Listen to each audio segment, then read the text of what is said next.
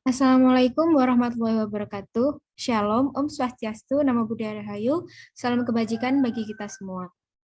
Terima kasih kami haturkan kepada Bapak Dimas Firmanda selaku dosen pengampu mata kuliah pengukuran lingkungan, serta teman-teman yang sudah menyempatkan waktunya untuk menonton video hasil dari diskusi kelompok kami yang beranggotakan saya sendiri, Maudisya Afrilinda, Albira Nanda Putra, Cornelia Alvira Maya Rosita, Yasmin Firda Putri, dan Diana Zahra dengan judul jurnal yaitu Classification of Multiple Cattle Behavior Patterns Using a Recurrent Neural Network with Long Short-Term Memory and Interior Measurement Unit.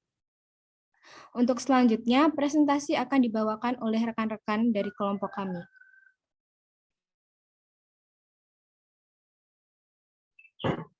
Selanjutnya mengenai tinjauan pustaka atau pengertian dari sensor dan cara kerjanya. Pengertiannya yaitu Internal Measurement Unit atau IMU adalah jenis sensor yang digunakan untuk mengamati dan mengukur kecepatan atau pergerakan, orientasi, dan gaya gravitasi. Sensor IMU umumnya dilengkapi atau tersusun atas akselerometer dan giroskop. Adapun cara kerjanya yaitu pada setiap sensor IMU yang melekat pada layar sapi tersusun atas akselerometer 3 sumbu, giroskop 3 sumbu, magnetometer 3 sumbu, dan koneksi Bluetooth nirkabel yang nantinya akan mengirimkan informasi data ke komputer. Lalu sensor IMU diprogram untuk mengumpulkan titik data 9 sumbu dan langsung mengirimkannya pada 20 Hz. Untuk memperoleh data dan gambar video perilaku sapi, disediakan kamera dan komputer yang dipasang pada area di dekat gudang. Sensor IMU dan kamera diprogram dan disinkronkan dengan stempel waktu yang sama untuk menganalisis data selanjutnya. Data dari IMU dan gambar video dikumpulkan dan direkam hanya pada waktu siang hari. Selanjutnya dapat dibacakan oleh teman saya. Baik, selanjutnya yaitu mengenai material dan metode yang digunakan.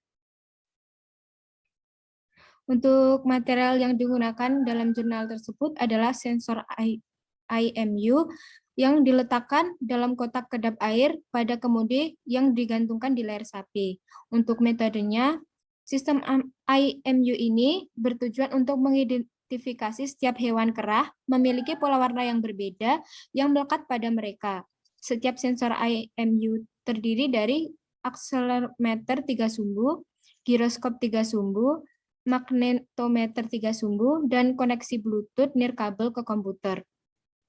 Di bagian bawah kerah, pemberat dipasang untuk memastikan bahwa kotak sensor selalu diposisikan di bagian atas leher kemudi. Selain itu, dua kamera, yaitu Logicul HD720 C525, Logicul COLTD buatan Jepang, ditempatkan secara terpisah pada balok dan pilar di gudang yang berfungsi untuk menangkap perilaku setir di area istirahat dan untuk menangkap perilaku setir di sekitar sistem makan. Untuk memperoleh dan merekam data IMU dan gambar video untuk pengamatan perilaku, dua komputer dipasang di dekat gudang. Sensor IMU dan kamera diprogram untuk disinkronkan dengan stempel waktu yang sama untuk analisis data selanjutnya. Data dari IMU dan gambar video dikumpulkan dan direkam hanya pada siang hari, yaitu pukul 9 sampai 19.00.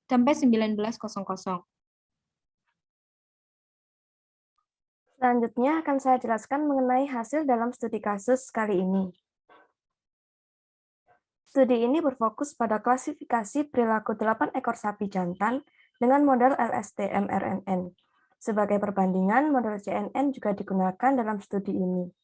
Perilaku headbutt, social licking, and moving salah diklasifikasikan satu sama lain pada beberapa kesempatan, terutama pada ukuran 128 dan 256. Namun, kinerja klasifikasi kelas perilaku tersebut jelas lebih baik dalam ukuran 64. Berbaring salah diklasifikasikan sebagai ruminating yang 55,5%, 17,8%, dan 17% secara terpisah dalam 3 ukuran.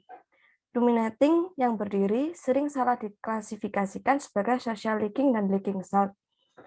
Rata-rata akurasi klasifikasi 8 perilaku di antara 3 ukuran masing-masing adalah 84,6%, 84,2%, dan 80%. Kinerja keseluruhan ukuran 64 lebih baik daripada ukuran lainnya. Semua akurasi klasifikasi perilaku melebihi 80%. Kinerja model LSTM-RNN dan CNN lebih baik jika semakin kecil ukurannya. Model LSTM-RNN menggunakan ukuran 64 memiliki hasil terbaik dari 4 indikator ini, yaitu 88,7%. Klasifikasi perilaku individu dalam analisis klasifikasi LSTM-RNN dibandingkan akurasi klasifikasi dari 8 perilaku di 3 ukuran yang berbeda. Hasil dari 3 ukuran mengungkapkan perilaku makan untuk ruminasi saat berdiri dan berbaring dan leaking salt diklasifikasikan secara akurat. Keempat perilaku ini berubah secara teratur. 4 perilaku ini kurang dari ukuran 64, 3,2 detik. Akurasi klasifikasi keempat perilaku ini lebih besar dari 80% hanya dalam ukuran 64. Ini menunjukkan ukuran 64 dapat meningkatkan kinerja umum dan akurasi klasifikasi perilaku tunggal. Secara umum, kinerja klasifikasi model LSTM-RNN lebih baik dari model CNN. Presisi terbaik untuk kedua metode terjadi ketika ukuran 64 digunakan. Tapi ketepatan untuk bergerak dan perilaku social leaking tidak pernah di atas 80% saat menggunakan CNN. Keakuratan LSTM-RNN pada ukuran 64 adalah 88,7%. Dengan akurasi untuk mengenali semua perilaku di atas 80%. Untuk klasifikasi perilaku individu, perilaku yang berubah secara periodik diklasifikasikan lebih akurat daripada perilaku yang berubah-ubah dan berfluktuasi secara tidak teratur. Untuk kesimpulan dan diskusi dari jurnal ini,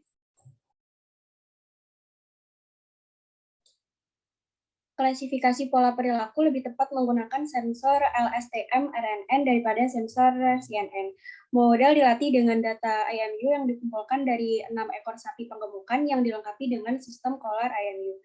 Temuan-temuan ini dapat dimanfaatkan dalam manajemen pakan ternak yang tepat, reproduksi, dan prediksi penyakit. Penelitian di masa depan perlu berfokus pada pengumpulan data IMU yang lebih baik melalui pengurangan gerakan kerah di sekitar leher, dan kumpulan data perilaku diskontinu yang lebih besar. Perlu juga menambahkan sensor lain seperti untuk melengkapi pengumpulan data dan klasifikasi ternak saat mengunyah, suara saat ruminasi, dan suara napas saat sapi kesal dan atau gugup.